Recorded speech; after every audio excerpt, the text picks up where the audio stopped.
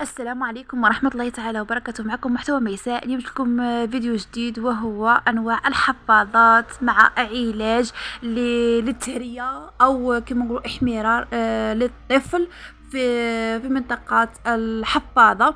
الآن راح نوريكم أول حفاضة، وهي هاد الماركة تاني شابة، فيها لاكولار تاعتها موف أو غوز. هذه عجبتني بزاف، وقلت علاش ما نوريها لكمش.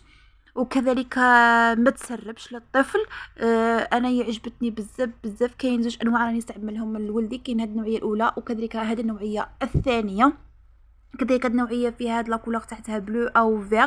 كذلك هذه ما تسربش للطفل ويبقى الطفل مرتاح. بصراحه عجبتني بزاف وقلت نوريها لكم على تجربتي انايا. كذلك الان راح نوريكم علاج كما نقولوا حنا بالجزائريه التهريه او المنطقه الحساسه اللي تكون عند الرضيع حمراء، وتبقى تحرقه ما يقتلا ينام ما يدير والو. كاين هي مكونين، هي كاين القهوه او النسكافي، وكاين معايا زيت الزيتون.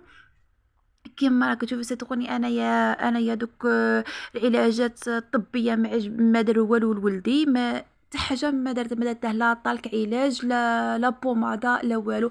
وكي جربت هاد الوصفه، هي زيت الزيتون مع القهوه، صدقوني في ربع ساعه تكون هذيك المنطقه مشات، اختفى داك الاحمرار تاعها تماما.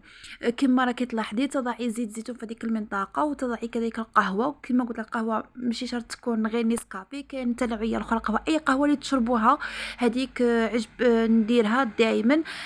نتمنى ان شاء الله يكون عجبكم الفيديو وجاكم خفيف وظريف. نتمنى ان شاء الله ما تنساوش باللايك والشير والاشتراك في القناه. مع السلامه، فيديو جديد.